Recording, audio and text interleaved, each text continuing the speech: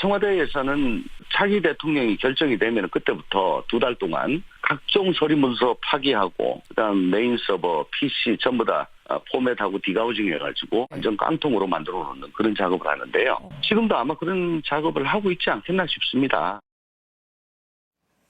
네, 국정농단 의혹에 중요한 증거들이 있을 것으로 추정되는 청와대. 이번에는 압수수색이 가능할까요?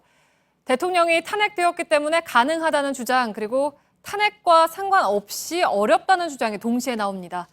오대영 기자, 네. 탄핵 전에도 팩트체크해서 지금 압수수색 가능성에 대해서 다룬 적이 있지 않습니까? 네, 올해 1월이었습니다. 네.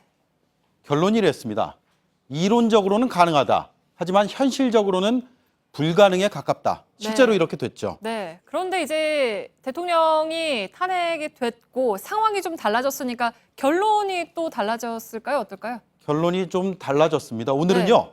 이론적으로는 가능, 현실적으로는 좀 어렵지만 네.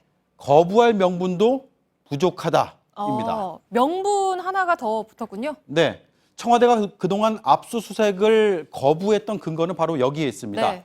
군사상 보호시설로 책임자의 승낙이 필요하다는 규정 때문이었는데요.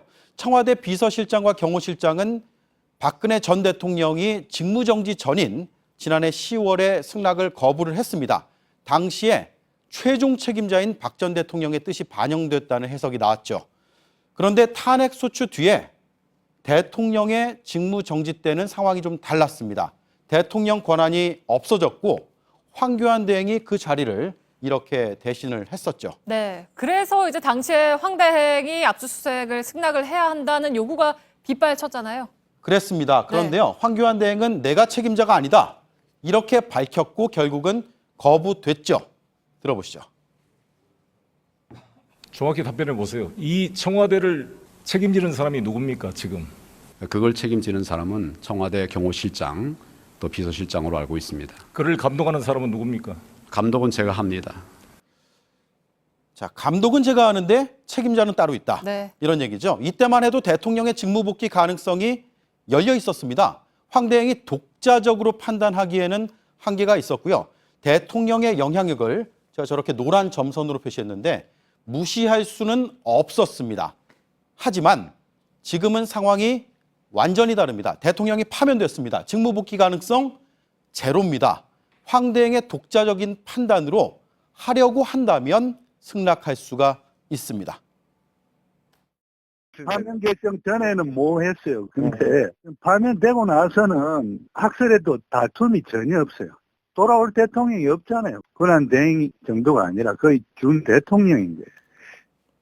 네. 그러니까 압수수색 열쇠를 쥐고 있는 건 황 대행이고 황 대행의 결정에 따라서 압수수색 가능 여부가 결론이 나겠군요. 그렇습니다. 청와대가 군사보호시설이라는 건 탄핵 전이나 탄핵 뒤나 달라지지 않은 사실입니다. 네. 하나 달라진 것은요. 황교안 대행이 마음을 먹고 의지를 가지고 승낙하려고 한다면 할 수 있는 권한이 생겼다는 겁니다. 헌재가 탄핵 결정문에서 압수수색의 거부 거론하지 않았습니까? 네. 이번에 또 거부할 명분은 더 작아졌다. 그래서 거부 명분 부족이고요.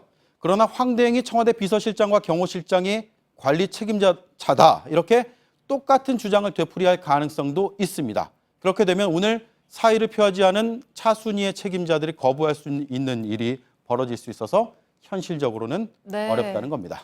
네. 근데 압수수색의 승낙 여부와는 관계없이 이미 청와대에서 증거를 인멸했을 가능성은 어떻습니까? 그럴 가능성도 있습니다. 크게 네. 두 가지로 봐야겠습니다. 이런 서류 같은 혹은 문서는 파쇄했을 수도 있습니다. 하나하나 확인이 안 되죠. 네. 그런데 전산화된 자료들은 지운다든가 서버를 삭제, 그러니까 디가우징이라고 표현하는데 그렇게 하면 로그 파일이라는 게 남습니다. 흔적이 남습니다. 네. 증거인멸이 드러납니다. 증거인멸 외에도요. 중요한 증거들을 대통령 지정 기록물로 봉인할 가능성도 지금 제기가 되고 있는데요. 황교안 대행이 이걸 봉인을 딱 한다고 해도 열어볼 방법이 아예 없는 것은 아닙니다. 네. 국회 3분의 2의 찬성 혹은 고등법원의 영장이 있으면 최소 범위 내에서 열람, 사본 제작, 자료 제출이 가능합니다. 네. 그러니까 의혹이 사실인지 아닌지를 확인해줄 청와대 내부 자료가 이제 제대로 보존이 잘 돼 있느냐가 관건이겠군요. 팩트체크 오대영 기자였습니다.